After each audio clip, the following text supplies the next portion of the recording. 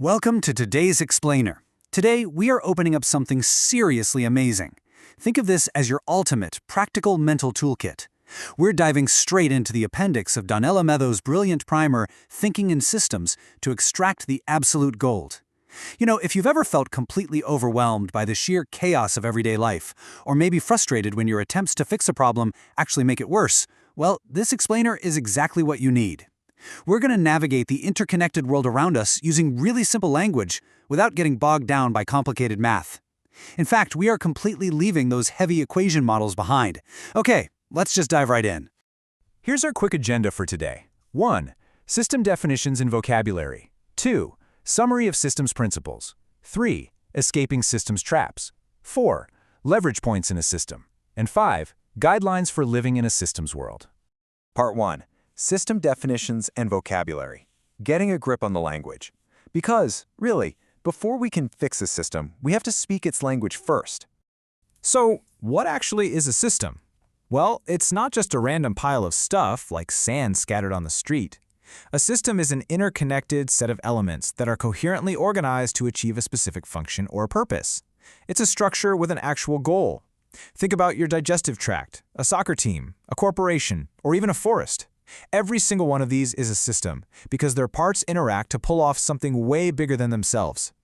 It's kind of mind-blowing how almost everything can be boiled down to two main building blocks, stocks and flows. Let's use a super simple everyday example. A bathtub. The water pooled inside the tub, that's your stock.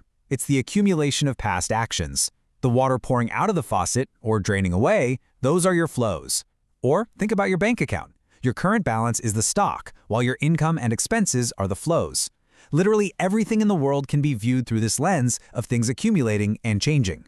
Now, how do these systems control themselves? Through feedback loops. This is the mechanism that allows a change in a stock to affect a flow.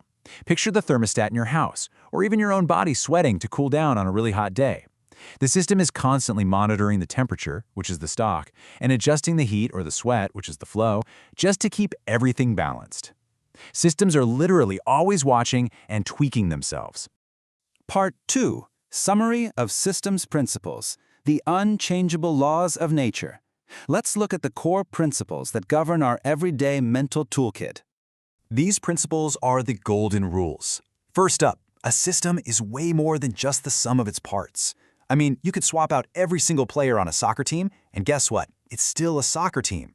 But the crucial thing here is that the least obvious part of a system, its purpose, is actually the biggest driver of its behavior. If you change that soccer team's purpose from winning the championship to just getting a light sweat in, the entire system transforms. Also, remember that limits to growth always exist. Nothing in the physical environment can grow exponentially forever. Part 3. Escaping system traps. Finding the master keys. Now we're shifting to the structural hazards we bump into out in the systems world.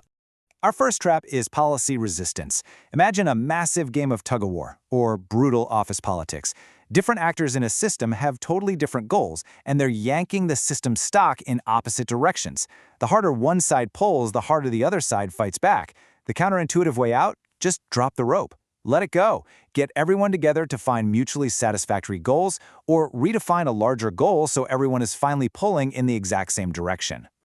Next up is the drift to low performance. This is basically boiling frog syndrome. It's a slow, sneaky decline in standards over time. You might catch yourself thinking, well, our performance isn't that much worse than last year, right? The system slowly degrades because the benchmark keeps slipping. The only way to escape this trap is to keep your performance standards absolute. Do not let past failures redefine what's acceptable. Have you ever relied on a quick fix? Yeah, that is the shifting the burden trap. Think about caffeine addiction. You're exhausted, so you chug a coffee. It completely masks the symptom, but it does absolutely nothing to solve your root problem, which is a lack of sleep. Over time, your body's natural energy regulation erodes, and you become completely dependent on that coffee. The real way out is to address the root causes. You have to push through the discomfort and rebuild the system's own natural capacity to solve its problems. Our last trap here is rule beating. When you hand people rigid rules, they naturally find creative loopholes to look like they're obeying, while totally distorting the system's actual intent. The knee-jerk reaction is usually to make even stricter rules, but no, that just breeds even worse rule beating. The actual way out is redesigning the rules so that human creativity is channeled toward achieving the real, positive goal. Part 4, leverage points in a system, the secret buttons.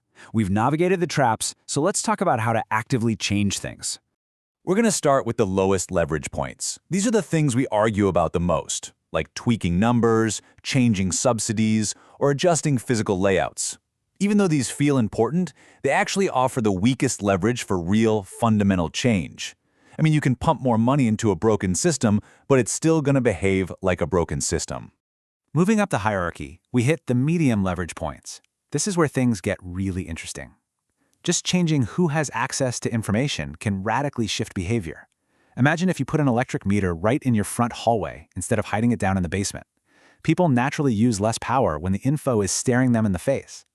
Changing rules, incentives, and the strength of feedback loops has a massively bigger impact than just tweaking numbers. And now, we reach the ultimate leverage points.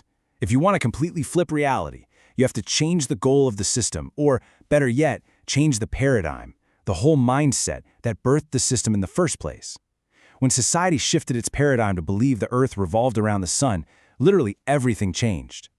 Pulling these top levers is incredibly hard, but their power to transform is absolute. Part 5, guidelines for living in a systems world, the survival philosophy. For this final section, we'll look at how we should actually live with this new understanding. First up, get the beat of the system. Before you rush in to recklessly fix something, just sit back and observe its natural rhythm.